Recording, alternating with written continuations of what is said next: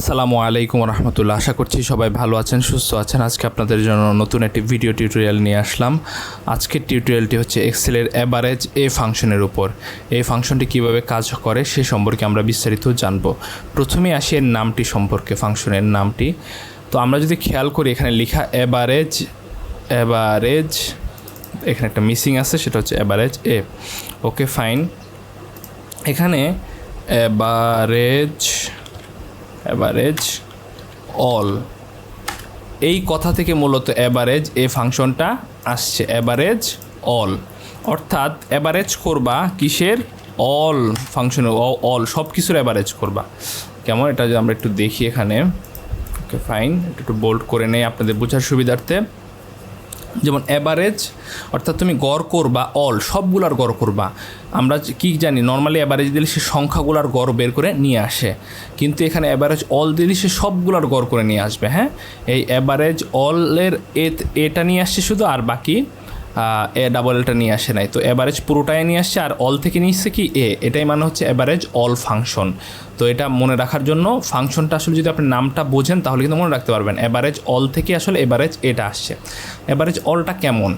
ধরেন এখানে যদি চিন্তা করি, এখানে কয়েকজন স্টুডেন্টের নাম দেওয়া আছে, নেম কি ইমরান, জাহান, আরাফাত, তাইবুর, তামিম, এরকম বিভিন্ন স্টুডেন্টের নাম দেওয়া আছে। কয়জন স্টুডেন্ট? 5 জন স্টুডেন্টের নাম দেওয়া আছে।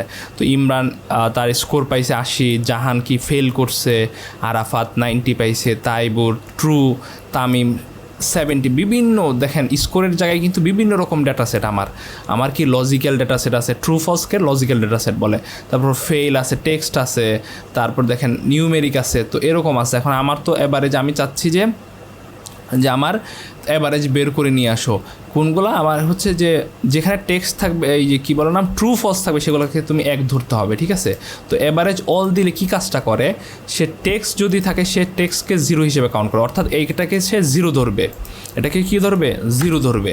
তারপর ট্রু থাকলে 1 ধরে। ট্রু থাকলে এই যে তাহলে এই ঘরটাকে ধরবে কি সে? 1। এবং ফলস লেখা থাকলে সে 0 ধরবে। যেহেতু এখানে ফলস লেখা নাই, তো আমরা একটা ঘর লিখি ফলস। দেখে আমরা একটা লিখি মনি একজনের নাম, একজন স্টুডেন্ট নাম ধরে নেই। Okay fine. মনি এখানে কি ফলস, FALSE। তো ফলস থাকলে সে ধরবে কি? 0। অর্থাৎ ট্রু থাকলেই শুধু 1 ধরবে। ট্রু থাকলে 1 মানে না ডেটা আছে, তো এটা সহই সে ট্রুকে 1 হিসেবে ধরে সে এটা অ্যাভারেজ করবে। ঠিক আছে? নর্মালি অ্যাভারেজ কত আসে?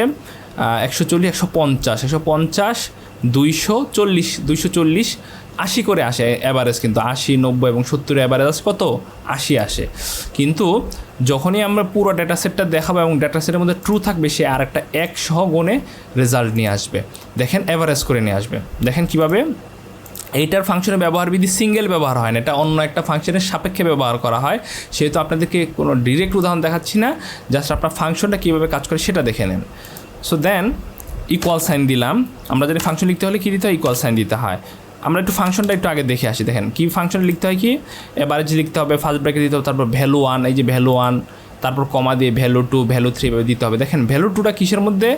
স্কোয়ার ব্র্যাকেট বা থার্ড ব্র্যাকেটের মধ্যে। তার মানে হচ্ছে তুমি এটা না দিলেও ফাংশনটা কাজ করবে, অর্থাৎ ভ্যালু 1 দিয়েও যদি তুমি শেষ করে দাও তাও ফাংশনটা কাজ করবে। কিন্তু আমরা যেহেতু অ্যাভারেজ আসলে একটা জিনিসে বের করি না, আরও দিতে পারি, তো এই জন্য সে অপশনাল রেখে দিচ্ছে ভ্যালু 2, ভ্যালু 3 এরকম দিয়ে অনেকগুলো দিতে পারো, কোনো সমস্যা নেই।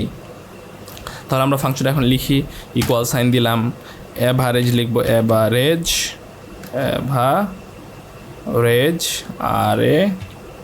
অ্যাভারেজ, সরি আমার অ্যাভারেজ বানানটা এখানে ভুল হয়েছে। যাই হোক, অ্যাভারেজ আমরা কী দেবো? অ্যাভারেজ অল দেবো, অ্যাভারেজ এ দিব। হ্যাঁ, অ্যাভারেজ এ বা অল। তাহলে নিচেরটাই এই দেখেন এখন সিলেক্ট করা ছিল, উপরটা নিচেরটা দিলাম, অথবা আপনি পুরোটা লিখতে পারেন।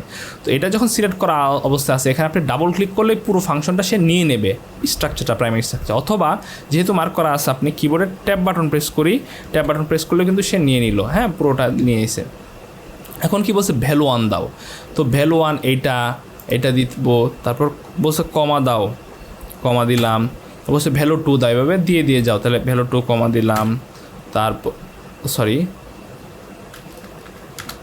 কমা দিলাম, তারপরে যে ভ্যালু 2 কমা, তারপর কি দেখেন এই যে একটার পর একটা আসতেছে, ভ্যালু 3 দাও, কমা দিলাম, কমা দিলাম। তারপর বলছে ভ্যালু 4 দাও, তার ভ্যালু 4 দিলাম, তারপর কি কমা দিলাম,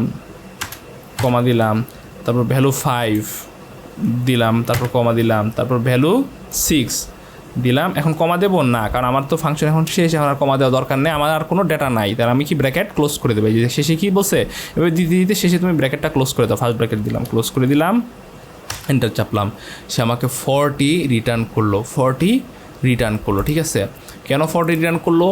সে এখানে দেখলো, এখানে কি 1 2 3 4 5 6জন মানুষ পাইছে। ঠিক আছে, মানুষ পেয়ে কী করছে, ডেটা নিছে 80 নিছে, এখান থেকে নিছে কত 0, কারণ আমরা জানি টেক্সট থাকলে কি হয় 0, তাহলে এখান থেকে 0 নিছে।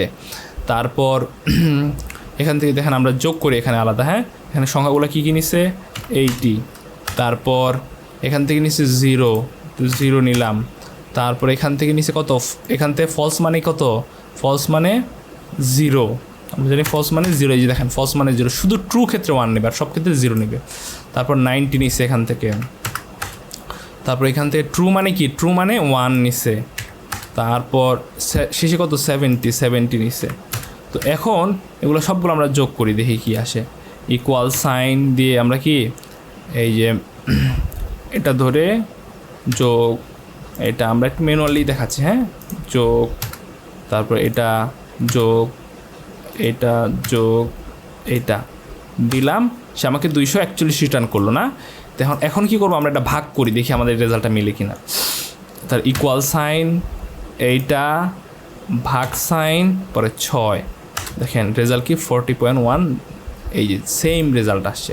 সো এটা কিন্তু এভাবে কাজ করে। অ্যাভারেজ অল ফাংশনটা কাজ কি, সে টেক্সট পাইলে 0, ফলস পাইলে 0, অনলি ট্রু পাইলে 1 নেবে, আর বাকি যত সংখ্যা আছে সংখ্যাগুলো নেবে, নিয়ে সে আমাকে একটা রিটার্ন করবে। সো এই ফাংশনটার ব্যবহারটা ঠিক এরকম, এটা অন্য একটা ফাংশনের সাপেক্ষে ব্যবহার হয়, এটা ডিরেক্টলি কোনো কাজে হঠাৎ ব্যবহার করা হয় না, কারণ এভাবে কখনও লাগে না। সো আশা করছি ফাংশনটি বুঝতে পেরেছেন। নতুন কোনো টিউটোরিয়ালে নতুন কোনো ফাংশন নিয়ে আলোচনা হবে, সে পর্যন্ত আল্লাহ আপনাদের ভালো রাখুন, সুস্থ রাখুন।